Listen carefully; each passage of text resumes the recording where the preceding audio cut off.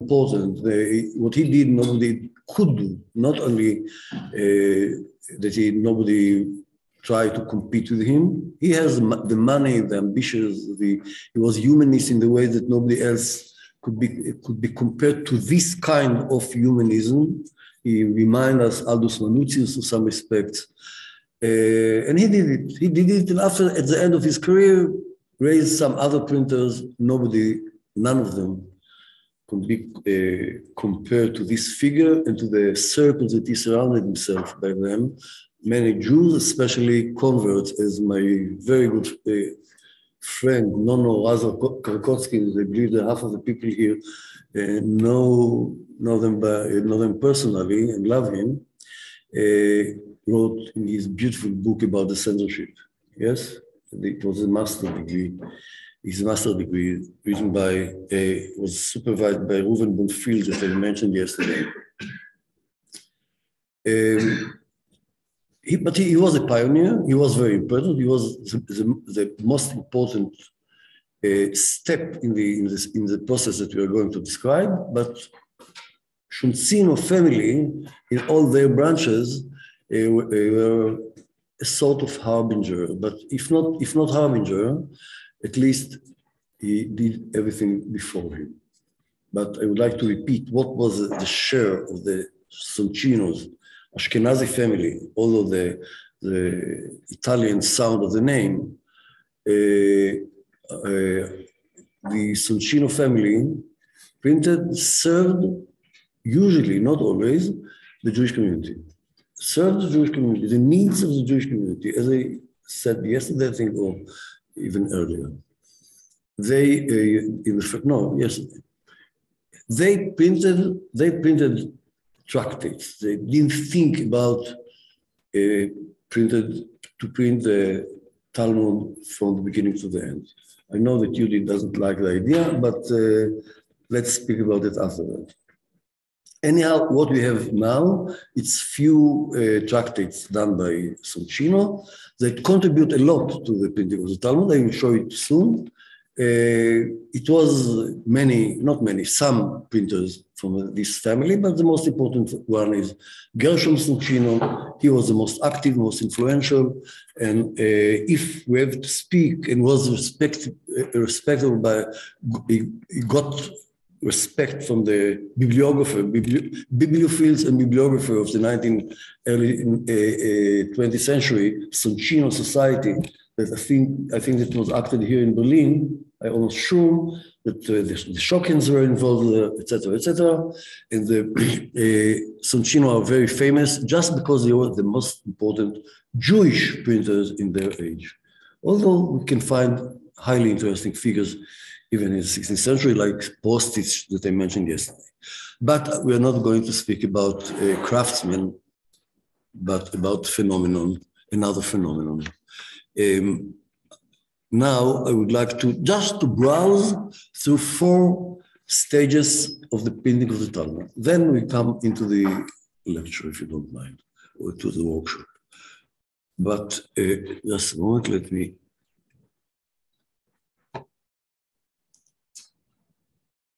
That's it.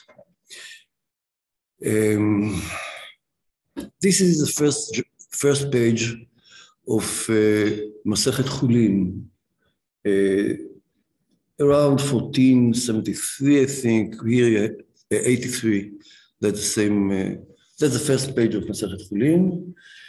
Without first page as we call it now, but this is the real first page of the tractate. Look how effort he dedicated to the decoration around the text. But the most important thing is that he took it from the Christian printers, the idea of book with glossai, with Hagahot, took Rashi in one side, the Tosfot in another side. It's not the same Tosfot that we have, because Bomberg later collect many manuscripts of Tosafot, and his editorial staff in Venice decided about not the same, not always the same Tosfot that he decided about. You know, the word Tosfot is that interpretation of special Beit Midrash, special school. So these changing from, the result is same, always the same, sometimes yes, but this is interesting printing, a very important step in the penetrated the Talmud to the Jewish culture, means that it is a question, and I will come to it soon. And this is another, that's the image of Soncino page,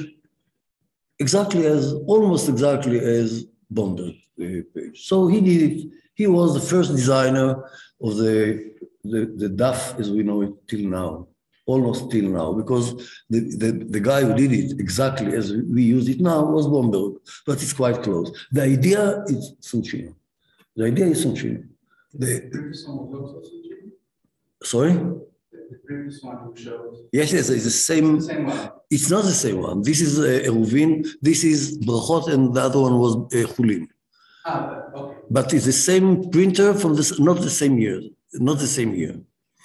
It's difficult to know because most of the Soncinos we don't have in full volume. Almost sometimes it's a quarry, covets. Sometimes it's one covet, sometimes it's a page, etc., etc. But we have some full tractates either. Let's continue. As I told you, we just make a short survey. This is Daniel. By the way, the decorations on the first page, could you refer something on the audience, on the intended audience of this book, from the fact that, for example, naked angels are presented? Not in Soncino. It's very common, naked girls in the first page. It's woodcuts that wandered from one printing house to another. He bought it. Usually he bought used Misgeret framework made of wood, and they moved to one. They didn't care about it. We care about it more than on a day. No, perhaps the audience is Hebrew. The only complaint that I heard, I got it from my students, usually the Team Lumim student in Tel Aviv University.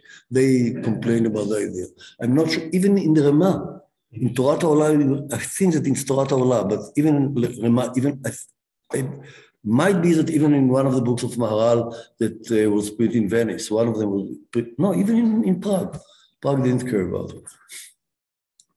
Now, I apologize about the quality of the images. They're terrible, I know, but it can give us a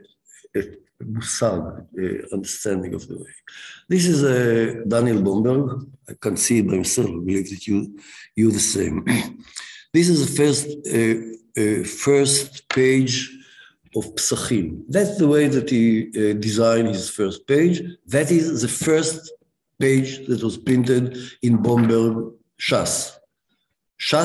Bomberg decided for many, I don't exactly know why he did it. We spoke about it. What the Hebrew bibliographer says about the competition between Soncino, it's rubbish. Soncino could not compete with Bomberg. He decided to do that. Perhaps he finished first collect the good manuscript of Rashi, good manuscript of Tosfot. The editor, Rabbi Chia, that was a great scholar that didn't convert, one of the few that didn't convert to Christianity in his printing press.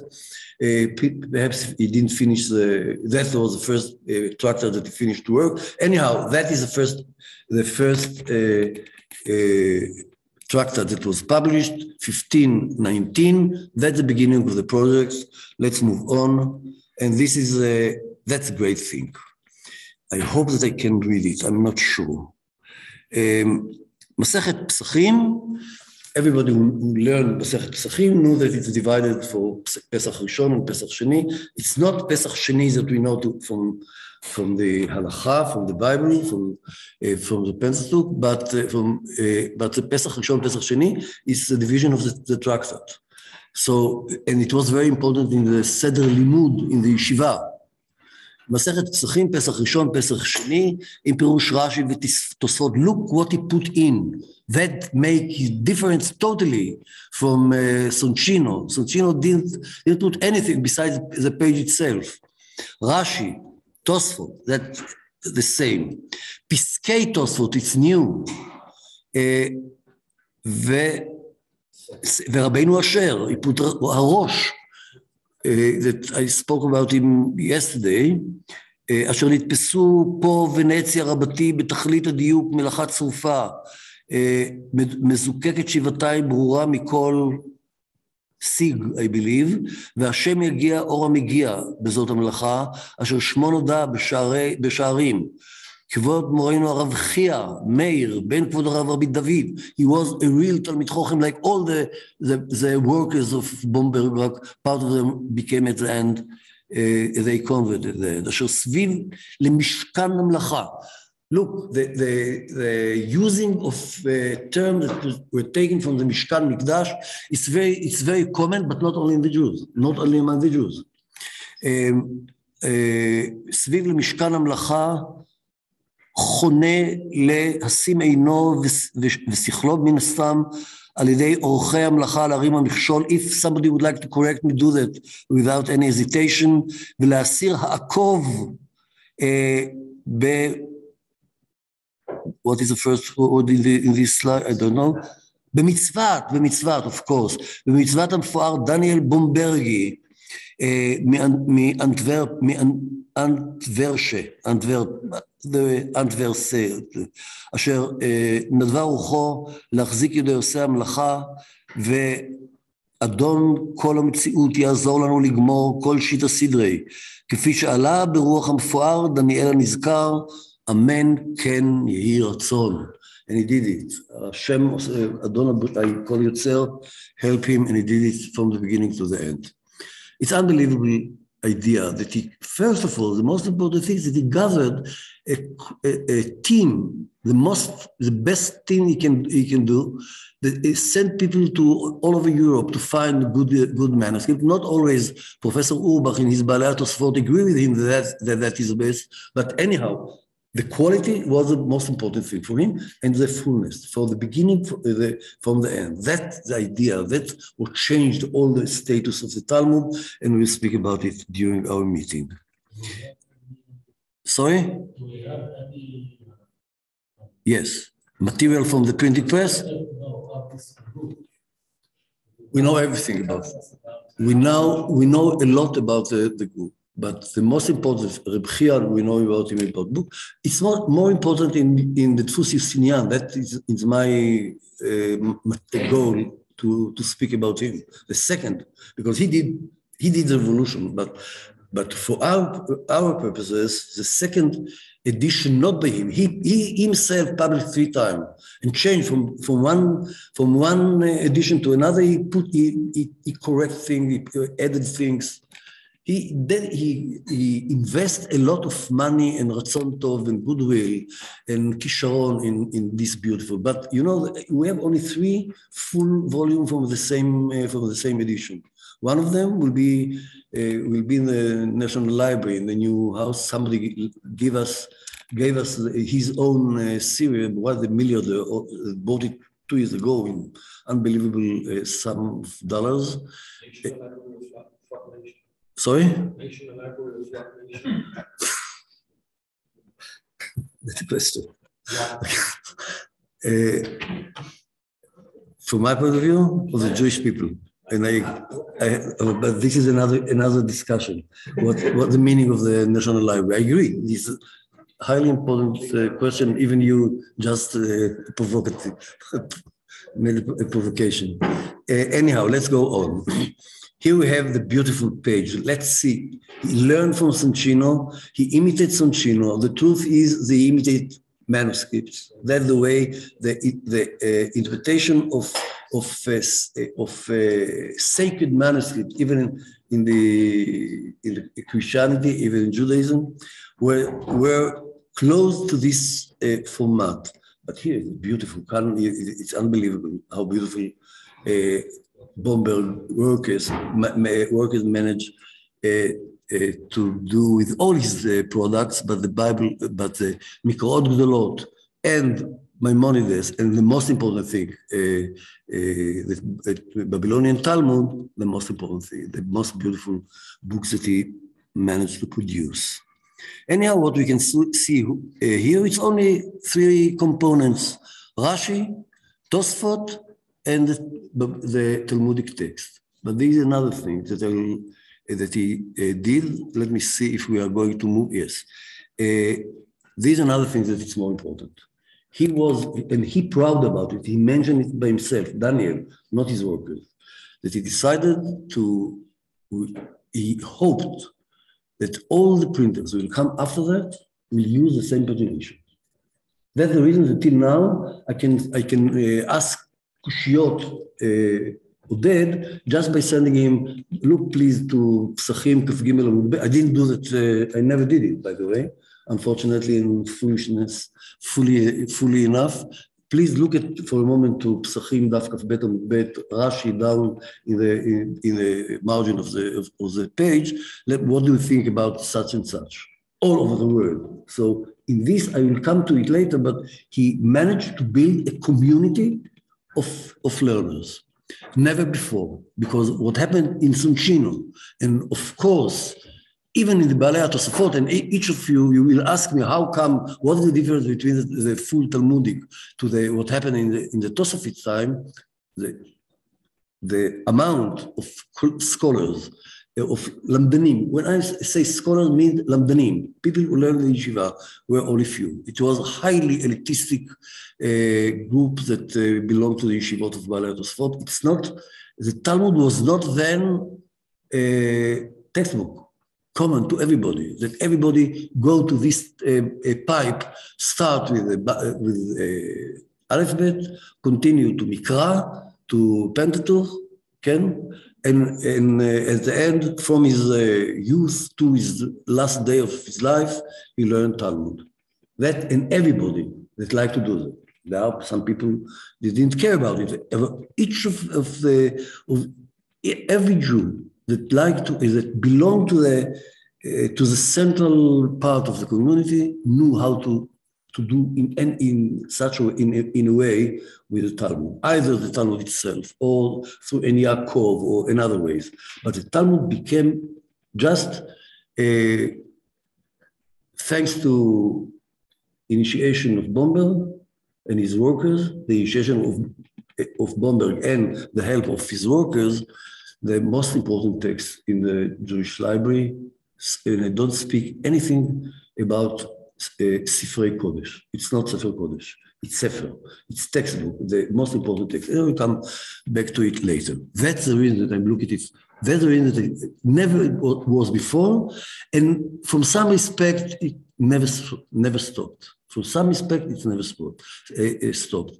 Not everybody will agree with me. So let's speak about 19th century. Until 19th century, sorry? Does he explain why? Not now. Now we just browse the Matzeget. After this, we'll come to the question, then we'll say the opposite. No, I don't want to, I'm asking. I want to know information, but Which kind of information? Because we know, for instance, but of course, but he object the idea that the Jew comes with the Tosfot about Mr. Rosh. That's what Okay, so this is he argue against the situation that people learn Tosfot. I'm asking you if they explain why it's No. Why? Because that's the way that they were learning Middle Ages. No, they could. He just prepared a text exactly as it was in use in Middle Ages. But he designed the page. His part is to publish it and to design it. That's it. When I say he means all the stuff. What is it? Sometimes I ask out of the ignorance, Oh, you're in evil spirit. Okay. We finish for a moment with. Yes, you did. Do you know whom the Bomberg, because we know. That's a great question. Let's go to it later. I believe the most important figure were the kleros, the humanists within the church, of course. But he could do that only if the mass the mass of the Jewish community will buy it also, but only few people could buy it. It was highly expensive. The question how they use it, we'll speak about it, how it will be used. But basically, he was a humanist, Christian Hebraist, and he applied to the members of his community. That for sure, although he has deep interest not only in the Jewish literature, but in Judaism in general. But he couldn't expect many Jews to buy the full Talmud. And the most important thing is, even though we have, since then, we have edition after edition, not by him, edition after edition, till now, 1,000 editions of the Talmud just imitate components from his edition. Anyhow, this is the beginning. Don't forget that in some years, everything will be burned in Rome. Yes, we are just right before Srefat Talmud, the burning of the Talmud in Rome. Okay? In Shin Yud Daled, 1554. This is Bomberg. Look how beautiful it is. I'm not sure how it looks like here. Great. Let's continue. For us, no. And what happened? This is a manuscript. It's a manuscript, I repeat, that I discovered lately in the National Library. I'm not the first one. Netanyahu wrote, like usual, 100-page, small, one of the shortest papers that he wrote during his life. On these footnotes, you will see the glossary, unbelievable. I just bring it to show you that it was in use intensively. We have to ask who were the people who did it, etc., who could buy it. It's not, I don't care about it now. I just like to show you 2 pages that I made. I prepared an image in the library. I'm writing about this one, just small thing to the album that the library is going to publish before we move to the new house. This is Masechet Bechorot, Kodshim. Yes? This is Seder Kodashim, Masechet Bechorot, from the first edition of Bomberg. Look, just look. I'm not sure that you can see.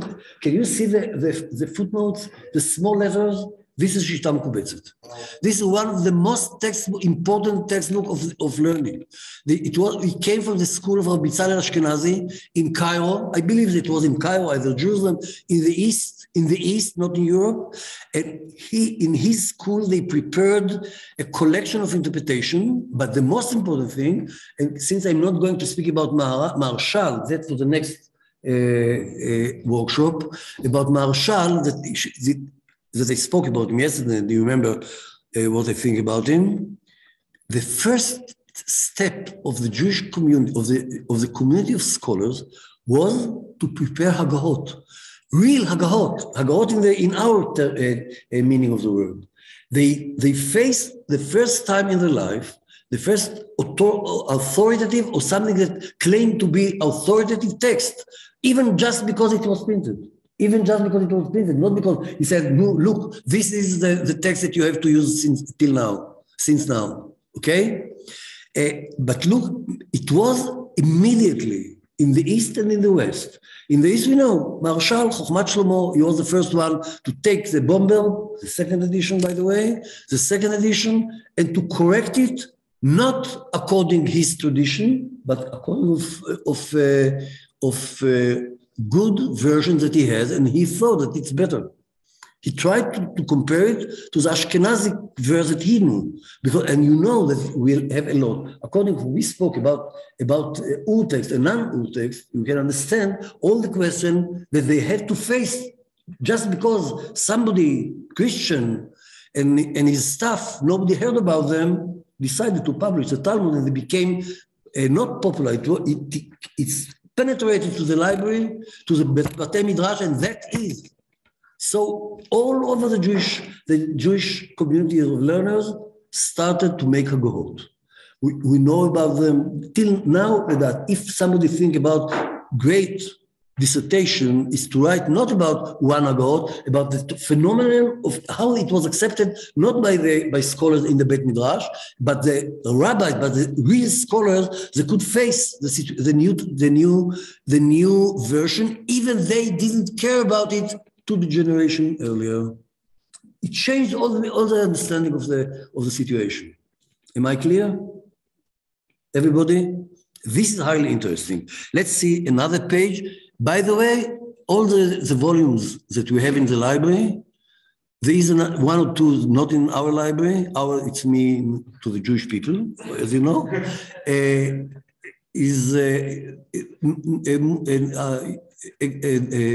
You can find it in other libraries, but most of them are in our collection.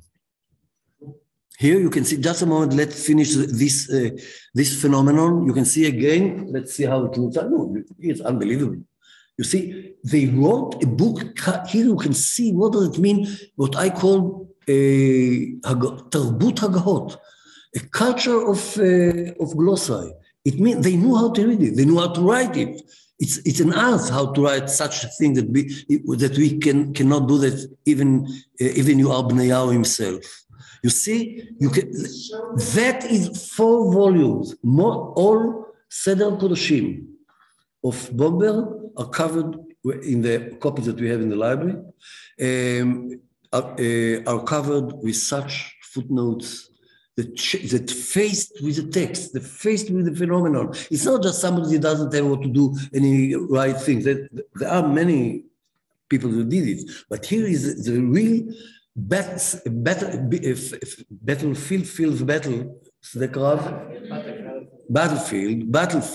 between scholars and the printing press of the phenomenon of to decide to print one version, authoritative version, even they didn't care about it, but in fact it was authoritative just because it exists. Okay? Please show the Hagahot to understand the scope that it takes. But to enlarge it, I don't know how to do that. With a finger or something like Here. that. Thank you. Look, all this is handwriting. All this is handwriting that done in the school. It's not, basically we think that it's Shita Mekubetzet, but it belongs to another one. I'd just like to mention the name because it's a very important name. I believe that only few of you heard about him, especially Asi, the specialist for Tzfat. Rabbi Shlomo Adami, the interpreter of the Mishnah, Melechat Shlomo, Yemen scholar that was close to Bezalel Ashkenazi. By the way, Bezalel Ashkenazi is a relative of Maharal Tzfat. Yes, well, we can see something. I'm not sure if the Mishpocha thing has a meaning. What? One of the teachers of the Ari. Yeah, of course. Yeah, they are reworked them. Sorry, he's a teacher of Luria. It says they are reworked them. Yes, all the problem of coaching is highly interesting. Nobody, in Brisk, they learn coaching. Not in Reb Chaim, but Reb Chaim also. Yes, but in the Brisk Yeshivot, they dedicated most of the time to learn coaching, etc. But it's not the same story. Here is the first step to the new situation not only new situation in the Talmud, but to convert the Talmud, the most important book of the Jewish culture, not because it's important. Not because it's important. It doesn't say nothing about its importance, although some of us think that it's highly important, but not that's the reason. Ken. Shift in its meaning and the way.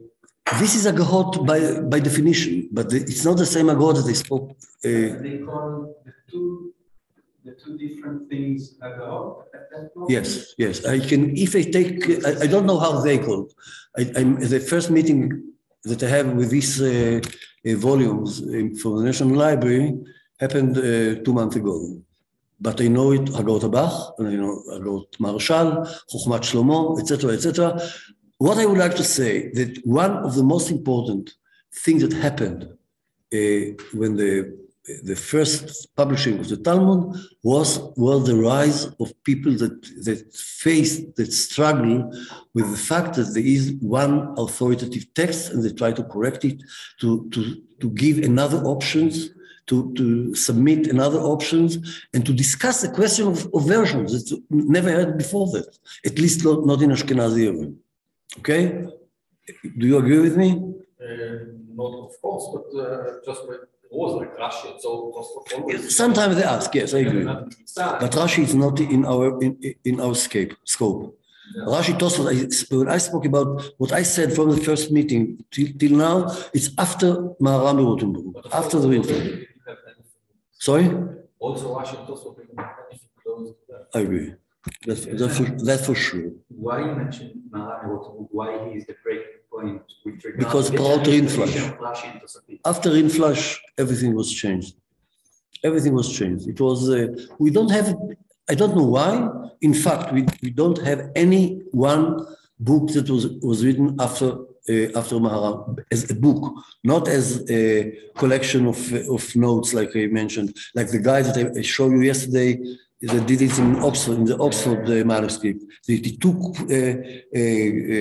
Hagahot and collected them together and make Pinkas, make another book. That was the kind of book that was created then. Nobody sat in his desk and decided, perhaps Sefer Aguda is something in between. Do we have any idea why? I think that what I think about it, I hinted yesterday and the day before. Since Tuesday now, I hinted all the time for some possibilities. So can we You didn't miss it. You invited for a coffee and then we speak. just question of information. One, any of those that we show here, like for instance, were written specifically in order to be a Haggadah? Again, I didn't hear.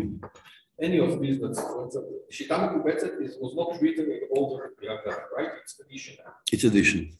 But any of these things that someone. Most of them, there is no part of those glossary without saying something about the Nusach. They relate to the Nusach all the time. But at the end, the Totzar Sofi, the final product of Shita Mekubetzet is a collection of interpretations, like collection. More than to work on the text, it's collection of another possibilities of interpretation. No, that's not the case. The case is to struggle with the fact that there is now something, the claim for authority of the Talmudic Nusach, and that you can find that it's much clearer in the Marshal, but Marshal just wrote it. He didn't publish Chochmat Shlomo. His students did it after he died. But you can see the effort to check, to struggle with, not only to correct, to adapt, to face for himself personally. How can we deal with such text that it's not traditional, that doesn't fit to our tradition, that our fathers did in another way? Marshal, it's another story. Marshal philologically check sentence after sentence. You can see it in Chochmat Shlomo. Don't use the Chochmat Shlomo of Vilna, of Talmud Vilna, because it's just abbreviation of the huge project. Let's move on. Yes, sorry.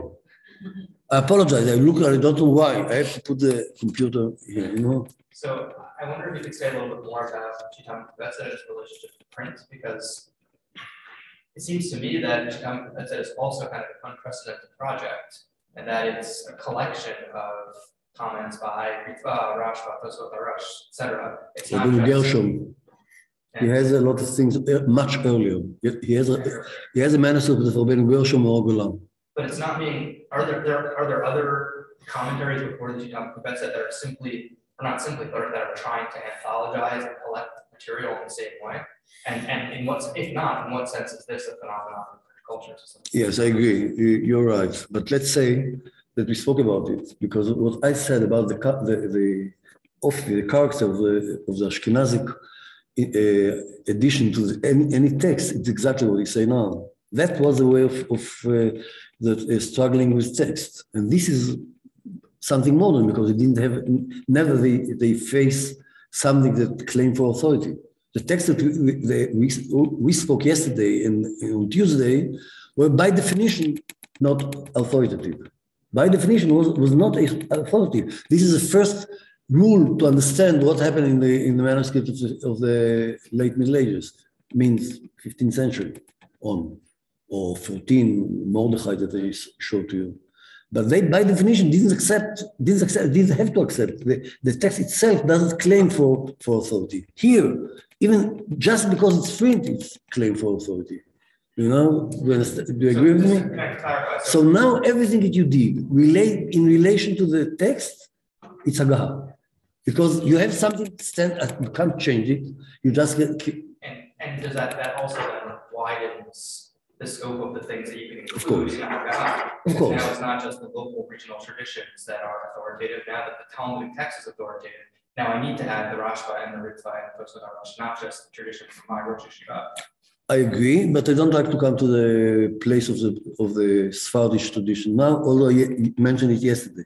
I said, although they used Ashkenazic, we can't say that they didn't know all the interpretations that came from the Nachmanides school, mean Rashba, Ran, and Ritva. Shtam Kubetzet take from everywhere. Right. As I mentioned, he used Rabbeinu Gershom Oragula. It's unbelievable. That's the only way that we know about this, about his scholarship. That's the way, just from in coaching, only from Shitam Kubet. Okay? So you can say that he's sort of archive. He's not an archive. He's struggling with the text. That's something much more important. But you have to remember, now to do what all the Haggadah, it's not the same as it was before. And now I think I just come to my mind now that now it's much clearer why I speak about a crisis in my first meeting. That I speak, that is the crisis. That's a part of everything was going to be changed. That he could not solve the problems that were raised because of the appearance of new phenomena like printed Talmud. Okay? So it's crisis also. I speak about the vague meaning of the word crisis when historians use it. But it's crisis. It's moving from one situation to another without any, let's say, I don't have a good definition to the process. Without a normal process, step by step, it's not evolutionary process. Without the evolutionary process. Okay? Evolutionary, not revolutionary. Okay? Am I clear? Oh, okay. Raphael, no, don't fight now. You. Oh, okay. So yes, why did they accept this? Why wasn't the printed version of the Talmud simply ignored by the Jews at the time? Why did they had a tradition that they were? Why did they accept this imposition since it was not Jews who printed it in this way in the first place? That's one question. And the second question: have there ever been printed editions of these additional Haggaot? Okay, the second, I could start from the beginning. The second question is: do we have printed versions of the Talmud with the Haggaot? No, we have it in separate volumes. All those Haggaot in another, not in exactly word by word. You can find in the books that I mentioned by name, Shita Mekubetzet. Shita, by the way, Shita, the word Shita, it's Hebrew. It's an interpretation, one interpretation of a tractate. It's called Shita. Matzati b'Shita, Ra'iti b'Shita. Shita, it's a book. It's a sort of not book, not printed book. It's a book from abstract meaning of the word. So Shita Mekubetzet, meaning we have a lot of Shitot here on Masechet, etc., etc., etc. And when were those first printed? 16th century and 16th century. This is some decades after the printing of the Talmud. Not end, 80s. In the 80s of 16th century, if I'm not wrong. נכון, אני צודק, ארצי. In the 8th decade of the 16th century. This is a huge effort done immediately, really immediately. And then the first question. The first. Why did they accept it? Why it was accepted? It's a great question. I don't have to, I can't tell you why. I can't guess like you, exactly like you. You're not, I'm not better than you. I think that they didn't have any possibility to refuse. Nobody, what I know better than you, that I never met somebody that tried to say, don't use the Talmud. Don't use the printed Talmud. No, I speak, No, not about the printed. 17th century. He spoke about Poland. We spoke about it. I agree. There is an opposition. Might be. You know what? To that Tzvi. Maharal, I believe that Tzvi meant the same thing that I'm going to tell you. In the early 17th century, end of 16th century, many decades after the period of the Talmud, many decades after it was accepted, both in Sfarad, in the Sephardic yeshivot. Sfarad doesn't exist at all anymore. And the yeshivot were accepted it. And something happened in the yeshivot, and that is the main topic of our meeting, either this or the next one. Everything that I speak now is part of new culture. So don't let me fall to the trap of the bibliography. Help me in this question. You did especially. What I like to say is that Maharal, that is a chance to mention him. Unfortunately, I don't have time to face with his unbelievable attitude that failed totally from the beginning to the end towards a new scholarship of the 16th century.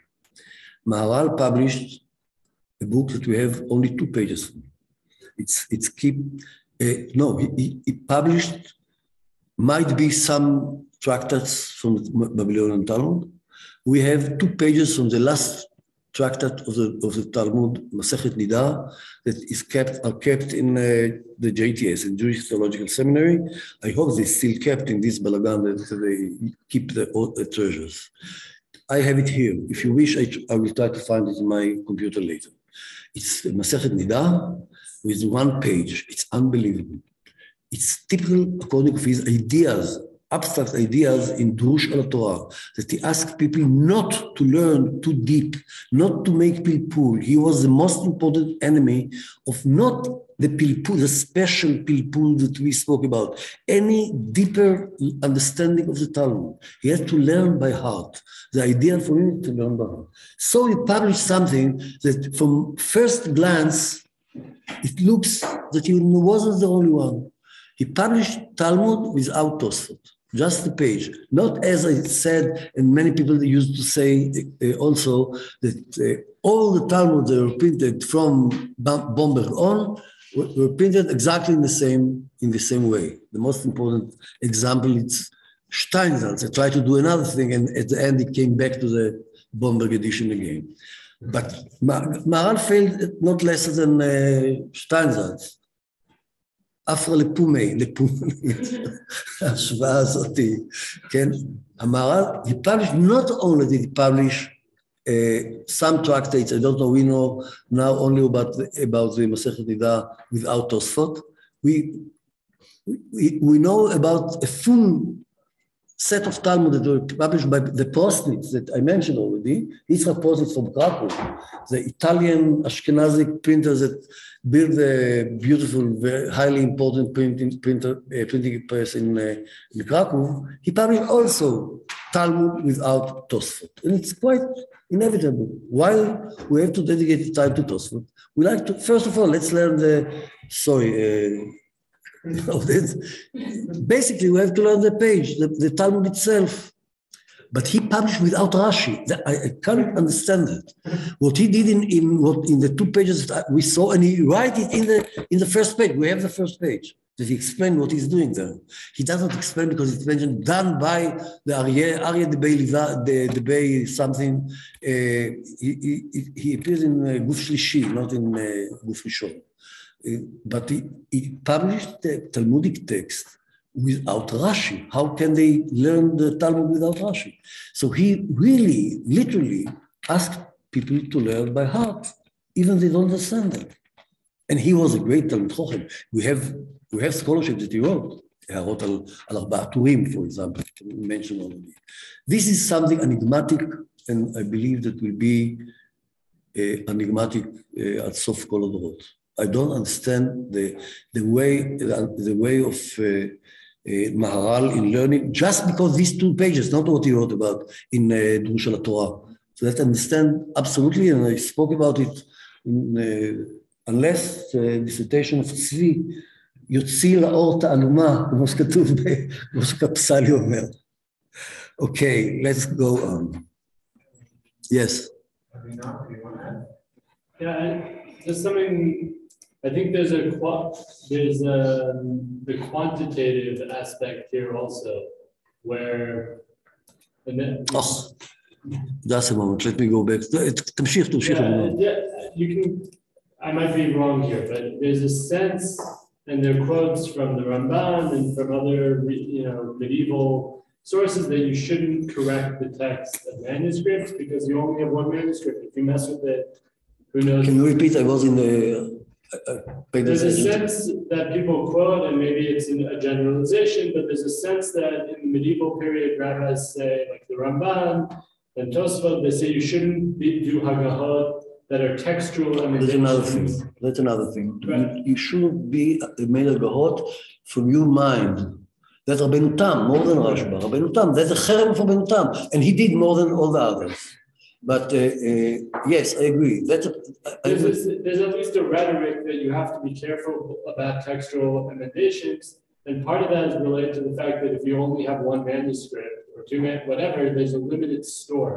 I'm wondering if you think that the quantity of texts affects things, because if suddenly you know that there are many copies of the printed text and they're all the same everywhere else or almost the same, so then you allow yourself to do Hagahot because you feel like you're not going to endanger the future of the textual tradition. Yes, you're right. But you ask the question and gave the answer. So I'm wondering if you think that's true.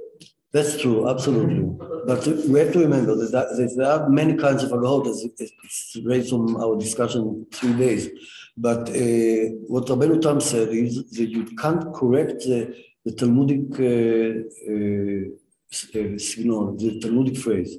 You are not allowed to do that. You have to either to interpret and to know that there is another one. Because Rashi did it, Rashi changed and although he didn't like the idea, Rabbeinu Tam did more than him, but many people that are not like what Remas wrote in his introduction, Zot Torat Chata, there are people that are not, they cannot do that. And it was forbidden to make a God in the Talmud, in the version of the Talmud, but it was in the manuscript. When you do that in manuscript, it could be forever. When you do that in the margin of the printed press, like Hagahot HaBach or Chochmat Shlomo of Marshal, and a million others that gathered in Talmud Vilna that nobody cared about there, as I said yesterday, doesn't harm the text because you have that's the printing. That's the problem of the printing. They can't correct and you can't change the same. Okay? Yes. Can you say something? You said that the Talmud importance completely changed in that time. Can you explain? That's part of the lecture, not of the PowerPoint. Let's finish the PowerPoint and then I will come into the meaning of the full text, the publishing of the full text from the beginning to the end. I will come to it. But first I would like to describe the most important stages in the history of the printing, especially in the 16th century. This one, it's from many respects, for our respect, is the most important one. That's the second edition of the Talmud, not second edition in the meaning that they relate to Bomberg, 3 editions that he corrected himself 3 times, but this is absolutely another book. This is done by Justinian. The initiator was a noble Italian guy with a lot of money. He wasn't a humanist. At least he's not important humanist as Bomberg was. But it became a business. He didn't understand that in some years, all the copies of his edition will be burned, not all, most of the copies of his edition will be burned in Rome, in Kikar, what's the name of Kikar, Giordano Bruno, Kikar Prachim, no? The flower, I don't remember. עוד פעם? Campo di Fiori, exactly. איך אתה מתרגם? כיכר פרחים. Campo di Fiori will burn there and all over Italy in 1554 that I mentioned already. But he did it just before the burning of the Talmud. And this is the moving from text, classical texts that apply to everybody, this is my point of view.